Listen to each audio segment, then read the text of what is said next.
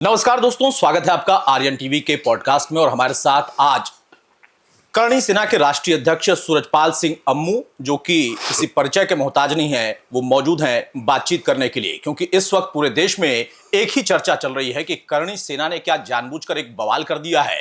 लेकिन करणी सेना का कहना है कि ये बवाल नहीं है, ये सवाल है। और सवाल हमारे शूरवीरों पर उठाया गया है, उन्हें गद्दार कह दिया गया।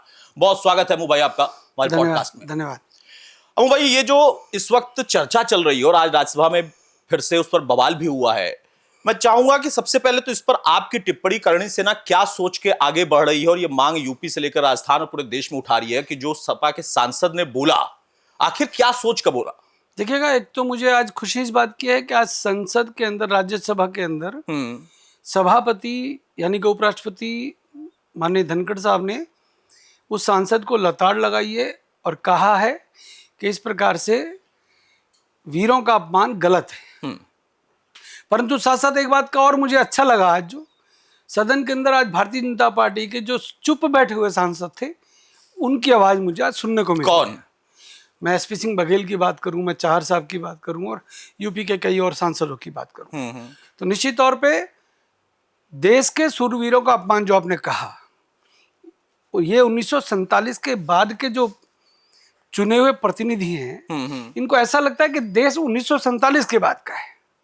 और हम कहते हैं कि हिंदुस्तान, जिसका इतिहास हजारों वर्ष पुराना है, उस इतिहास को रचने के लिए लाखों करोड़ों वीरों ने कुर्बानियां दी। उन कुर्बानियों को हम कोई बेकार जाने देंगे क्या? नहीं, लेकिन ये विवाद कहां से क्यों उत्पन्न किया गया? मतलब राणा सांगा को आप अगर ला के बीच में और फिर वहां से उस पर राजनीति होती है। अखिलेश यादव पहले सफाई दे रहे थे, अब कहते हैं कि नहीं, उन्होंने आधा इतिहास पढ़ा था और उनके सांसद कह रहे हैं मैं माफी अभी भी नहीं मांगूंगा। देखिएगा, अखिलेश यादव ने परसों 3 बार एक्स पर लिखा। पहले तो कहा कि हम सूरवीरों का सम्मान करते हैं, राणा संग्राम सिंह बहुत बड़े सूरवीर थे और शासक थे और वगैरह वगैरह, उनके बारे में कसीदे कसे। दोपहर को उन्होंने कहा कि हम करणी सेना के जो लोगों ने जो हमला किया उसकी निंदा करते हैं। समझ में आता है, उनके सांसद हैं तो उनको बोलना भी चाहिए। परंतु शाम होते होते उनको याद आया कि रामजीलाल सुमन तो दलित है, तो दलित की एंट्री होगी। हाँ, तो उन्होंने कहा कि दलित का अपमान समाजवादी पार्टी नहीं सहेगी, दलित के ऊपर हमला गलत है। फिर कल उनके चचा राम गोपाल यादव पहुंच गए रामजीलाल सुमन के घर, तो उनको दलित याद आया। मैंने सिर्फ इतना कहा कि जब मुलायम सिंह जी और उनके सपाई गुंडे लखनऊ के गेस्ट हाउस में एक दलित की बेटी के साथ बदतमीजी कर रहे थे, उसके कपड़ों को फाड़ने का प्रयास कर रहे थे, तो उस दलित की बेटी में और इस दलित में क्या अंतर है, वो समाजवादी पार्टी के प्रमुख बताएं मुझे, अखिलेश यादव। पहली बात। दूसरा, मुझे सच बताऊं अतुल, आप मेरे बहुत पुराने मित्र हैं, मैं वर्षों से आप लोगों ने मुझे चैनल पर बिठाया, सिखाया बोलना। अगर मुझे पता ही नहीं था कि रामजीलाल सुमन दलित भी है। जब मैंने रामजीलाल सुमन के बारे में जानकारी ली, क्योंकि मेरी भैया की ससुराल है और आगरा के अंदर, तो मैंने पूछा क्या मामला है, तो मेरे को पता चला कि 2 बार इनके ये रामजीलाल जी कैबिनेट में मंत्री रहे हैं सेंटर में, और अभी राज्यसभा के सांसद है। इनके भाई होते थे एक नारायण सिंह, जो बहुजन समाज पार्टी में मिनिस्टर थे मायावती की कैबिनेट में। तो मायावती को के जो कैबिनेट मंत्री नारायण सिंह जो अब नहीं रहे, उनको डाउन करने के लिए समाजवादी ने रामजीलाल सुमन को आगे किया। नहीं, उनकी तो राजनीति वो कर रहे हैं, दलित की अब कर रहे हैं। आपको नहीं लगता कि इससे हमारे एक शूरवीर का अपमान भी हुआ और उसके बाद अब राजपूत वर्सेस दलित हो रहा है और सरकार के लिए बड़ी मुश्किल हो जाएगी या राजनीति करने वालों के लिए मौका मिल जाएगा? पहली बात तो मैं एक बात कह दूं कि महाराणा संग्राम सिंह, राणा सांगा का असली नाम हिंदपत महाराणा संग्राम सिंह है। एक बात, उनके पुत्र का नाम है उदय सिंह, महाराणा उदय सिंह। उनके पुत्र का नाम है महाराणा प्रताप। महाराणा प्रताप जो भीलों के घरों में घास की रोटी खा रहे थे जब अकबर से युद्ध हो रहा था हल्दी घाटी का। तो हमारे ऊपर कम से कम कोई दलितों के अपमान की बात तो हमसे कम से कम ना करे। और सूरजपाल अम्मू, क्योंकि मैं तो राम का वंशज हूँ, मैं लवर कुश की औलाद हूँ। सीता माता ने जो लवर कुश को जन्म दिया भगवान वाल्मीकि के आश्रम में दिया है। मेरे पूर्वज तो खेले ही कूदे ही भगवान वाल्मीकि के आश्रम में है। तो कम से कम मेरे ऊपर और मेरी कौम के ऊपर कोई ये ना लगाए कि हम जात पात की बात करते हैं। लेकिन करणी सेना जितनी उग्रता से इस बात का विरोध कर रही है, आपको नहीं लगता है कि बाकी पॉलिटिकल पार्टीज बहुत बैलेंस के साथ चल रही हैं? जिन लोगों का इससे कोई लेना देना नहीं था वो भी एंट्री लेने लगे हैं, लेकिन बड़े तरीके से, और अब उसमें दलित वाला एंगल डाल। देखो, मुझे तरस आता है खड़गे साहब पर, कांग्रेस के राष्ट्रीय अध्यक्ष को 3 दिन बाद याद आई कि रामजीलाल सुमन दलित है, उनके ऊपर हमला हुआ है। आज और 1-2 पार्टी के लोग बोल रहे थे, भैया मेरी बात सुनिएगा, आपको राजनीति करनी करिएगा ना, पर देश के सूरवीरों का अपमान अगर कोई करेगा तो करणी सेना भैया बिल्कुल इलाज करेगी, तरीके से करेगी, और लोकतांत्रिक तरीके से करना चाहती थी उस दिन। लेकिन आप लोकतांत्रिक तरीके से कहां कर रहे हैं? आप तो कह रहे हैं इलाज करेंगे, धमकी दे रहे हैं। उस दिन भी हम लोकतांत्रिक तरीके से ही अपना बुलडोजर लेके चल रहे थे 6 किलोमीटर तक। बुलडोजर लेकर चलना कौन सा? अरे भैया, योगी जी का प्रदेश है, बुलडोजर वहां का प्रतीक चिन्ह है गुंडागर्दी के विरुद्ध और तानाशाह लोगों के विरुद्ध। तो वहां सरकार का समर्थन आपको मिला? नहीं, मैं ऐसे नहीं, हम लोगों का, हजारों लोगों का जत्था शांतिपूर्वक तरीके से जिंदाबाद मुर्दाबाद करता हुआ निकल रहा था। वहां पर रामजीलाल सुमन के घर पर बैठे हुए कुछ सपाई गुर्गे और गुंडे जो रामजीलाल सुमन ने पहले से ही वहां इकट्ठे करके बिठाए हुए थे, उन्होंने छत्तों से निहत्थे करणी सैनिकों के ऊपर पत्थरबाजी की है। मेरे लड़कों के सरों में चोट आई है, किसी का हाथ टूटा है, किसी का पैर टूटा है, और उसके बाद पुलिस ने लाठी चार्ज किया है। तो उल्टा, हाँ, मेरे लड़कों ने गुस्से में कुछ गाड़ियों के शीशे तोड़े हैं, कुछ कुर्सियां टूटी है। वो रामजीलाल सुमन जी बिल भेज दें, उसका पैसा हम पहुंचा देंगे।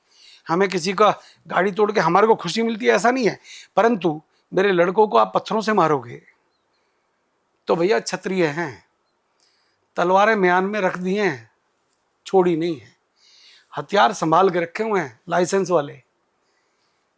क्षत्रिय तो जिंदा है भैया। ये राष्ट्रभक्तों की सेना है करणी सेना, गुंडों की सेना नहीं है। परंतु राष्ट्र के प्रति और महावीर सूरवीरों के प्रति और संस्कृति और धर्म के विरुद्ध अगर कोई बोलेगा तो भैया ऐसे कुटेगा। ये खुली धमकी है आपकी? धमकी नहीं, कुटेगा। राष्ट्र के प्रति, देश धर्म के प्रति, संस्कृति के प्रति। लेकिन सद्भाव भी तो जरूरी है ना? बनाओ ना, बनो, जिसको महात्मा गांधी बनना है, हम तो नहीं बनते। लेकिन देश के प्रधानमंत्री कहते हैं कि सबको एक साथ लेकर चल रहे हैं। देश के प्रधानमंत्री चल रहे हैं भी और हमारी जो परंपरा है, मैं देश के प्रधानमंत्री का सम्मान करता हूँ। उनको देश चलाना है, चलाएं। सारे के सारे प्रधानमंत्री की भाषा थोड़ा ना बोलते देश में। अच्छा, इस पर जो विवाद था, सिर्फ राणा सांगा की बात हम न करें, औरंगजेब का जिक्र होता है, फिर बाबर का जिक्र होता है, फिर राणा सांगा का अपमान इस तरीके से किया जाता है, और सांसद कहते हैं कि मैं माफी नहीं मांगूंगा, और उनकी पार्टी उसमें एक दलित एंगल ले आती है। मायावती भी इसमें कूद पड़ी है। आपको नहीं लगता है कि ये विवाद जानबूझकर दिया हुआ विवाद है, पैदा किया गया जानबूझकर ट्रैक से हटाने? पिछले 10-12 दिनों से देख रहा हूं, 3 बातें मैं आपको बताना चाहता हूं। अब्बू आजमी समाजवादी पार्टी के विधायक महाराष्ट्र के अंदर औरंगजेब की प्रशंसा करते हैं, वहां विरोध होता है, वगैरह वगैरह वगैरह, पूरे दुनिया ने देखा। उसके बाद रामजीलाल सुमन का बयान आता है, और कन्नौज के अंदर कल उनको गोबर से दुर्गंध आती है अखिलेश यादव, गौशाला को लेकर जो बयान, हाँ, गौशाला को लेकर जो बयान दिया है। अब भैया, मैं तो किसान का बेटा हूं, मैंने तो गोबर के उपले थपते भी अपने घर के अंदर देखे हैं। हमें तो भैया गोबर, गाय के गोबर से बदबू आती नहीं। हमें तो उपले भी थपे हैं, उन्हीं उपलों से हमने होली भी जलाई है, उन्हीं उपलों से हमने रोटी भी चूल्हे में पका के हमारी माँ ने हमको खिलाई है। तो भैया, जो अपने आप को यदुवंशी कहते हैं, पहली बात तो एक कृष्ण के वंशज नहीं है, मैं आपको बता दूं। अगर कृष्ण के वंशज होते, क्योंकि कृष्ण चंद्रवंशी थे, उनके परिवार भी हमारे परिवारों से मिलते जुलते हैं, उनके गोत्र हमारे गोत्र सेम है। परंतु ये जो यदुवंशी बनते हैं, जो गौ चराने वाले कृष्ण के वंशज अपने आप को बताते हैं, भैया क्यों बदनाम करते हो? कृष्ण भगवान के नाम लेना ही बंद कर दीजिएगा आप लोग, क्योंकि तुमको गाय से बदबू आने लगी है, मथुरा वालों से भी नफरत हो गई है। तुमको मुसलमानों के नेताओं को आगे बढ़ाकर अगर राजनीति करनी है, खूब करिएगा। परंतु मैं एक बात जानता हूं, ये 3 विषय हैं, अब्बू आजमी, औरंगजेब, रामजीलाल, राणा सांगा, और अब गोबर से बदबू, दुर्गंध। यह एक सोची समझी साजिश के तहत अखिलेश यादव का एक गेम है, उनकी पार्टी के नेताओं का गेम है। 2027 उनका मुद्दा होगा उत्तर प्रदेश के विधानसभा का चुनाव। अपने को राजनीति से कोई मतलब नहीं है। अपन तो भैया जो नहीं सुधरेगा उसको सुधारने का काम करते हैं। परंतु एक बात बता दूं, देश के सूरवीरों का अपमान करना, मैं अभी एक मनोज काका है, उनके प्रवक्ता प्रवक्ता हैं है। समाजवादी पार्टी के। मैंने सिर्फ उनसे पूछा खानवा खानवा खानवा, अरे मैंने कहा मुझे ये तो बता दो खानवा कौन से जिले है में कहाँ पे? कौन से फिर राज्य आपने में है? बताया कि भरतपुर में है। खानवा। मैं कहता हूँ राणा सांगा ने प्राण कहाँ त्यागे वो बता दो भैया। मुझे खतौली बता दो कहाँ था, बयाना बता दो कहाँ था। इनको नहीं मालूम, इनको नहीं मालूम। ये राम मनोहर लोहिया के समाजवाद की बात करते हैं लेकिन ना। जब आप ये कहते हैं ना कि इनको नहीं मालूम, तो हाँ। अखिलेश यादव का एक और बयान मैं आपको बताता हाँ। हूं कि जब रामजीलाल सुमन ये बात कहते हैं संसद के अंदर, जी। उसके बाद फिर अखिलेश यादव से पत्रकार जब पूछते हैं तो कहते हैं कि भाई इतिहास मत खंगालो, इतिहास पलटोगे तो बहुत कुछ होगा। और बाद में फिर आपने जैसा बताया कि कई उनके ट्वीट आए, उन्होंने कुछ कहा, सफाई दी और फिर कह दिया कि दलित हैं। इतिहास को क्यों आखिर छोड़ने की बात कही जाती है? अतुल, मैं एक बात कह रहा हूं, मेरे बेटे का नाम पार्थपाल है, मेरा नाम सूरजपाल है, मेरे पिता का नाम विजयपाल है, मेरे दादा का नाम महाशय भीम सिंह है, उनके पिताजी का नाम राम सिंह है, उनके पिताजी का नाम बाबू सिंह है। ये मेरी ये ट्री, जिसे फैमिली ट्री बोलते हैं, जेनियोलॉजी है। मेरे को मेरे अगर मेरे बड़दादा दादा परदादा नहीं होते तो मैं कहां से होता? मैं इस बात से इत्तेफाक रखता हूं क्योंकि मुझे भी याद है कि मेरे बाबा ने भी बनवाया था भाई हमारा वंशावली, नहीं, हमारी पूरी बनवाई। आप गढ़गंगा जाते हो, हरिद्वार जाते हो और गया जाते हो तो वहां पर पोथी पत्र मिलते हैं। अखिलेश यादव आज कह दें, मैं आपके चैनल पर बैठ के कह रहा हूं और बड़े सोच समझ के कह रहा हूं, क्या अपने पिता मुलायम सिंह जी की हालत जो आपने की थी वो आप कर सकते हैं? हम नहीं कर सकते। हम तो अपने बुजुर्गों का, बड़ों का सम्मान करते हैं। हम इतिहास को कैसे भूल जाएं? हम राणा सांगा को कैसे भूल जाएं? हम रानी पद्मिनी को कैसे भूल जाएं? 14,000 वीरांगनाओं को लेकर जिसने जौहर किया, इनको पता नहीं है शाका और जौहर क्या होता है। जौहर रानी पद्मिनी ने किया, ये तो जानते हैं। शाका, मैं आपके चैनल पर एक वर्ड बोल के जा रहा हूं, शाका। जब क्षत्रिय सूरवीरों को, जब फौजियों को, जब उस समय की सेनाओं को जो मुगलों से लड़ रही थी, जब उनको लगता था कि अब मौत हमारे सामने है और दुश्मन हमारा धर्म परिवर्तन कराएगा, हमको मारेगा, काटेगा और हमारी बहन बेटियों को अपमानित करेगा, तो साका करते थे। इसका मतलब वो अपने आप को कत्ल कर लेते, अपनी गर्दन काट देते थे या आग में कूद जाया करते थे। ऐसे सूरवीरों की औलाद सूरजपाल सिंह अम्मू है, अतुल प्रताप सिंह। आप भी उसी खून में जन्मे हो, हिंदू जिसे बोलते हैं। महाराणा संग्राम सिंह के नाम के आगे एक शब्द आता है, हिंदपथ। हिंदपथ महाराणा संग्राम सिंह, जिसको राणा सांगा बोलते हैं। 80 घाव लगे, 100 के 100 युद्ध जीते, जो कह रहे हैं ना 99 जीते। बाबर के साथ जो खानवा का युद्ध जो बोलते हैं, खानवा का युद्ध भी बाबर की सेना ने जीता। महाराणा संग्राम सिंह को 80 घाव लग गए, परंतु वो पीछे नहीं हटे, उनकी सेना पीछे नहीं हटी और बाबर को खदेड़ने पर मजबूर कर दिया और वो आगरा के किले में आकर दुबक गया। नहीं पता लोगों को इतिहास। मैं कैसे इतिहास को भूल जाऊं? क्यों ना खंगालें हम इतिहास को? मेरा गौरवशाली इतिहास है। अगर महाराणा प्रताप, छत्रपति शिवाजी, झांसी की रानी ना होती तो क्या हम होते? पृथ्वीराज चौहान ना होते तो क्या हम होते? नहीं, वो तो ठीक है अबू भाई, आप फिर इतिहास को मत भूलिए, भूलना भी नहीं चाहिए। लेकिन जब इतिहास की बात होती है और आज लोकतंत्र की जब बात होती है, तो उसमें एक चीज ये भी है कि आप कहते हैं एक तरफ कि हम शांतिपूर्ण तरीके से बात रखेंगे, फिर आपके कोई पदाधिकारी इनाम की घोषणा कर देते हैं, उन्होंने गलत बयान दिया, वो माफी मांगे, आपकी व्यवस्था ठीक है कि आप उसके ऊपर बात करिए, लेकिन किसी का सर कलम कर देना, जुबान काट लेना, ये तो फिर वही भाषा हो गई। देखो, देश के अंदर कानून है, कानून को अपना काम करना चाहिए। ऐसा नहीं है कि मैंने करनी सैनिकों को थपकी मारी कि तुम उसके घर क्यों गए।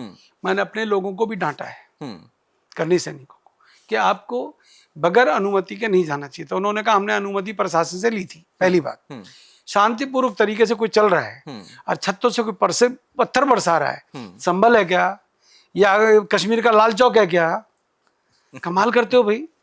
हम प्रदर्शन भी ना करें, अभिव्यक्ति की आजादी। सुप्रीम कोर्ट का आज मैं सुन रहा था, वो एक कांग्रेस का सांसद है मुसलमान, उसके ऊपर एक सुप्रीम कोर्ट का निर्णय आ जाए, अभिव्यक्ति की आजादी सबको है। करनी सैनिकों ने क्यों भैया? इनकम टैक्स हम नहीं भरते क्या? जीएसटी हम नहीं देते क्या?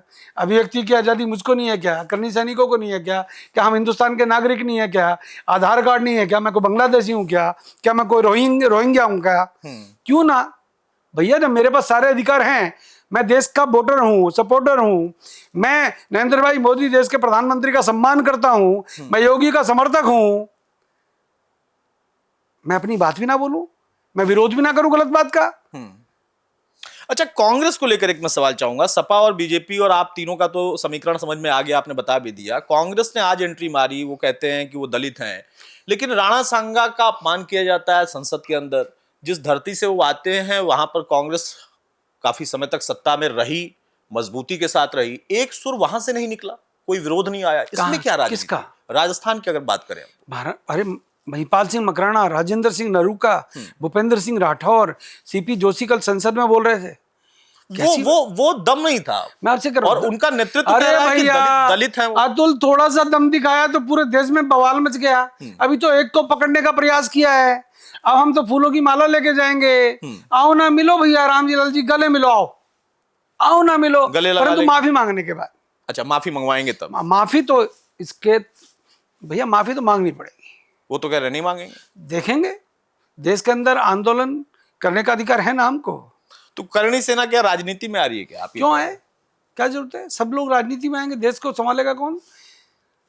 हम सामाजिक प्राणी हैं। अगर 27 में यूपी में ये बड़ा मुद्दा बन जाता है या बना रहता है अभी तक, तो आपको लगता है कि करणी सेना की भूमिका कोई बड़ी होगी? अखिलेश यादव कई सालों से विपक्ष में है, संसद के अंदर काफी सांसद जीत के अगर बहम है, संसद में कई सांसद जीत कर आ गए, राहुल गांधी जी को और अखिलेश जी को बहम है। वो करोड़ों क्षत्रियों को अपमानित करके, अरबों हिंदुओं को अपमानित करके सत्ता प्राप्ति में आगे रहेंगे, अग्रणी रहेंगे, ये बहम निकाल दें। जनता बहम निकालती है। 125 करोड़ हिंदुओं को रामजीलाल सुमन ने गद्दार कहा है, वो जवाब देना जानते हैं।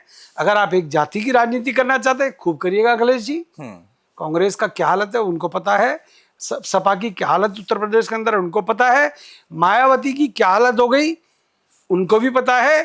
आगे अगर ऐसे ही आप देश के सूरवीरों का, महापुरुषों का, महाबलिदानियों का और संस्कृति का अपमान करोगे तो निश्चित तौर पे आपको जनता भी जवाब देगी और करणी सेना मुंह तोड़ जवाब देना जानती है। अच्छा, आप लोगों को और किसका किसका समर्थन मिला समाज के तौर पे? देखिएगा मेरी पार्टियों के तौर पे। हमें ना तो किसी राजनीतिक दल का पिछलग्गू बनना, ना पिट्ठू बनना।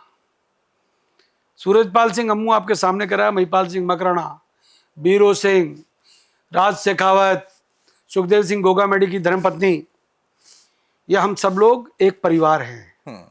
करणी सेना को कोई ये ना सोचे राजपूत करणी सेना, राष्ट्रीय राजपूत करणी सेना, ये करणी सेना, ये अम्मू की सेना, भी वीरू की सेना, नहीं। हमारी रगों में महाराणा प्रताप का, भगवान राम का खून है, पृथ्वीराज चौहान का खून है। गलत फहमी में कोई रहे ना। देश की आज़ादी के लिए हमारे बुजुर्गों ने, हमारे पूर्वजों ने, हमारे महावीरों ने, सूरवीरों ने कुर्बानियां दी हैं। मुझे बता दे कोई, झांसी की रानी और छत्रपति शिवाजी और महाराजा सूरजमल, इन तीन नामों में भी, इनको भी मैं हिंदू सम्राट कहता हूँ, हिंदू रानी कहता हूँ झांसी की रानी को। मुझे और बताएं कि किस किस व्यक्ति ने कहाँ कहाँ बलिदान दिया। अगर ये लोग नहीं होते, जिस अयोध्या के लिए ढांचे को तोड़ने के लिए इतने वर्ष लग गए, उनको बचाने वाले यही लोग थे। हम इनको भगवान माने ना माने, अगर ये नहीं होते तो इस देश के अंदर कोई हिंदू नहीं होता। ये जो पूरे विश्व के अंदर एक हिंदुस्तान है, एक, इस अकेले हिंदुस्तान को भी कांग्रेस और समाजवादी इसको भी खराब करना चाहते हैं, बिगाड़ना चाहते हैं। करणी सेना इसको बिगड़ने नहीं देगी। अच्छा, यूपी में आपको समर्थन कुछ और मिला सरकार के स्तर पर? हमें योगी जी से कोई बातचीत हो पाई? बात सुनिएगा आप जरा, हम क्यों किसी का समर्थन लें? हमें कोई चुनाव लड़ना है क्या? हमें कोई एमएलए की टिकट मांगनी है क्या? भैया, जिनको मंत्री बनना है, जिनको विधायक सांसद बनना है, खूब करो। सूरजपाल सिंह अम्मू स्पष्ट तौर पे कह रहा है, करणी सैनिकों को हमें राजनीति नहीं करनी। हम राजनीतिक क्षेत्र के व्यक्ति नहीं है। मैं 37 साल भाजपा के भिन्न भिन्न पदों पर रहा हूं। कल एक समाजवादी पार्टी के प्रवक्ता कहने लगे कि आप पिछली बार जब मिले थे वो बीजेपी के प्रवक्ता थे। मैं 9 साल भाजपा का प्रवक्ता रहा हूं, मीडिया प्रभारी रहा हूं, और आपके साथ भाजपा के प्रवक्ता के रूप में मैं आपके साथ बैठा हूं, कई बार बहस की है। परंतु मुझे लगा कि अब देश के अंदर बहुत अच्छा प्रधानमंत्री आ गया है, अब हमको राजनीति करने की आवश्यकता नहीं है। देश का इतना अच्छा गृह मंत्री आ गया, गुजरात को दंगा मुक्त कर दिया। उत्तर प्रदेश के अंदर पत्थर मारने से पहले 3 बार आदमी अमित शाह का नाम लेते हैं। लाल चौक पर आज तिरंगा फहरा रहा है देश। ऐसे ऐसे लोग जब चुनकर आ गए तो कम से कम हमारे जैसे नलायकों की जरूरत राजनीति में नहीं है। सामाजिक क्षेत्र के लोग हैं, समाज में सेवा करेंगे, देश में सेवा करेंगे, और ये राष्ट्र भक्तों की सेना है। ये राजनीतिक दलों के गुलाम सेना नहीं है। निकाल दे कोई भी गलतफहमी। कोई भी राजनीतिक दल अगर देश के प्रति उल्टा बोलेगा तो उसको वैसा ही जवाब मिलेगा जैसा मिल रहा है। अच्छा अमू भाई, अब आखिरी सवाल, इस समय की थोड़ी पाबंदी है, तो आप जरा ये बताएं कि आगे का प्लान क्या है करणी सेना क्या, क्योंकि पद्मावत के बाद फिल्म जब आई उसके बाद जो हमने देखा पूरा करणी सेना का रोल पूरे देश में, उसके बाद काफी शांति थी, लेकिन फिर से इस मुद्दे पर उतनी उग्रता है या फिर मौका मिल गया? प्लान बता दिया तो फिर राज्यसभा के सभापति को बोलना पड़ेगा कि सांसद की सुरक्षा पहले, आप सुरक्षा करें, हम माफी की मांग कर रहे हैं, सुरक्षा मिलनी चाहिए। मैं अपने लोगों से भी कह रहा हूं, कानून हाथ में लेके हमें लोकतंत्र का मजाक नहीं उड़ाना, कानून हाथ में ना लें, लोकतांत्रिक तरीके से पूरे देश के अंदर विरोध करेंगे। और रामजीलाल सुमन, आपको बता दूं, ये मुलायम सिंह के पुत्र हैं, अखिलेश यादव। ये कब तुम्हारे को छोड़ दे इनका पता नहीं है। ये वोटों के लिए किसी को भी छोड़ सकते हैं, किसी को भी गले लगा सकते हैं। ये कभी कांग्रेस के पीछे भागते हैं, कभी मायावती के पीछे भागते हैं। कभी ये मायावती को गेस्ट हाउस में अपमानित करते हैं, तब इनको दलित नजर नहीं आता, आज इनको रामजीलाल सुमन याद आ रहा है। तो ये गलतफहमी निकाल दे। करणी सेना तब तक चुप नहीं बैठेगी जब तक रामजीलाल सुमन माफी नहीं मांगते। और मैं तो कहता हूं अखिलेश भाई, आपको भी माफी मांग लेनी चाहिए। माफी मांगने से व्यक्ति बड़ा होता है, माफी मांगने से अखिलेश जी व्यक्ति बड़ा होता है। आप डेमोक्रेसी में हैं, लोकतंत्र में हैं, जनता की सेवा के लिए आए हैं। देश के अंदर फूट डालकर आप ना राष्ट्रभक्ति कर सकते हो, ना राज्य भक्ति कर सकते हो, ना राज्य की सत्ता में आ सकते हो। माफी तो मांगनी पड़ेगी। बहुत शुक्रिया अम्मू भाई हमारे साथ जुड़ने के लिए। तो आपने सुना सूरजपाल सिंह अम्मू को, जो कि साफ तौर पर कह रहे हैं कि हम देशभक्ति के अलग रूप को नहीं देख सकते, सबको उसी स्वरूप में उसे देखना होगा। रामजीलाल सुमन ने जो कहा है वो कह रहे हैं कि अगर वो माफी मांग लेते हैं, वो गले लगाने को भी तैयार है, लेकिन इस पर राजनीति करने वाले, वो चाहे कोई भी दल हो, कोई भी नेता हो, उनको माफ देश की जनता नहीं करेगी। तो आज के पॉडकास्ट में बस इतना ही। नमस्कार।